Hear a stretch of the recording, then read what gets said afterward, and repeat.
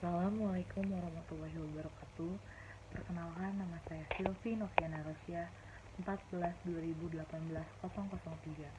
Saya adalah mahasiswa Teknik Kimia Institut Teknologi Nasional Bandung, tingkat 3, dan saya mendapatkan tugas untuk menjelaskan primary measurement yang ada dalam dinamika proses.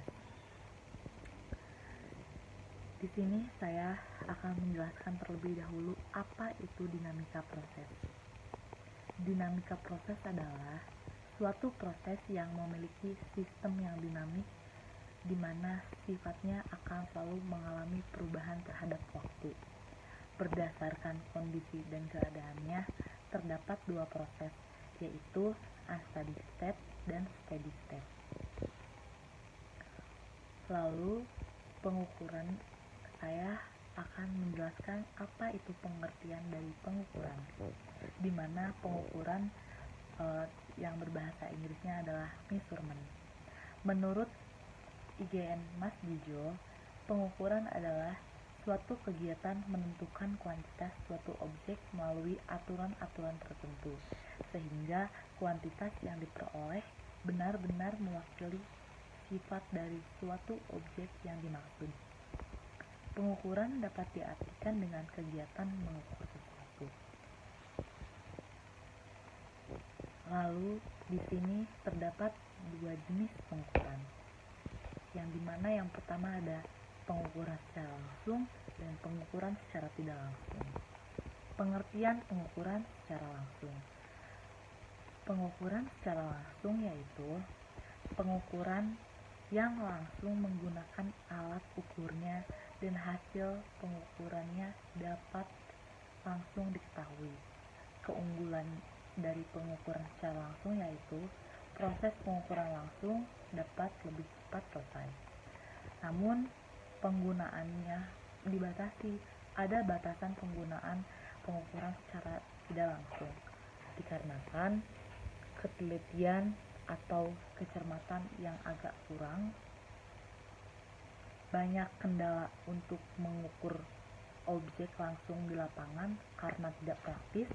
Yang ketiga adalah tidak cocok dengan toleransi objek ukur.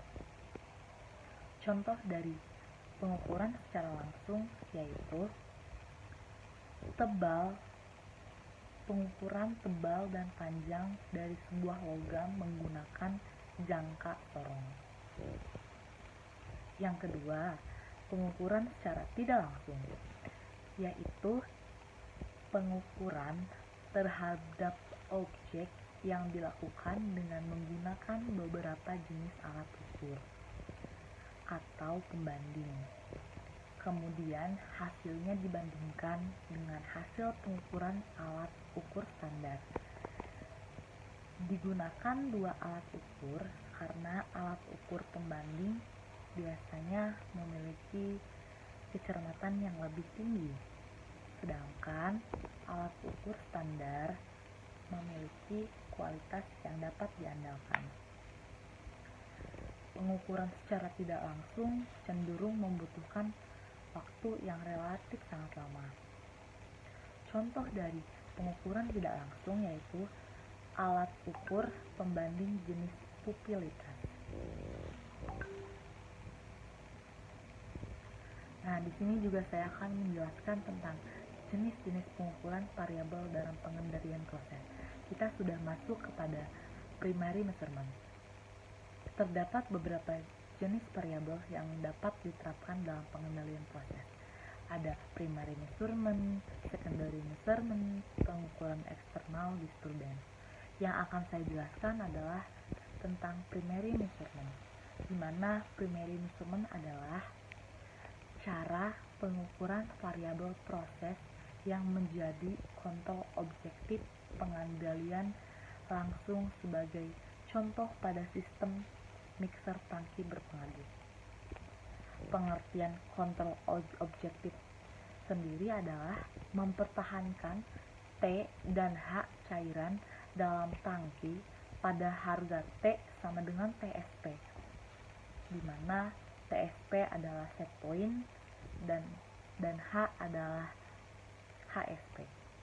Oleh karena itu, usaha yang harus dilakukan adalah pemasangan alat ukur untuk dapat mengamati nilai T dan H dalam tangki secara langsung, yaitu dengan menggunakan termokopel untuk pengukuran T dan H diferensial pressure sel untuk mengukur H. Mungkin cukup sekian penjelasan saya tentang jenis-jenis pengukuran variabel dalam pengendalian proses.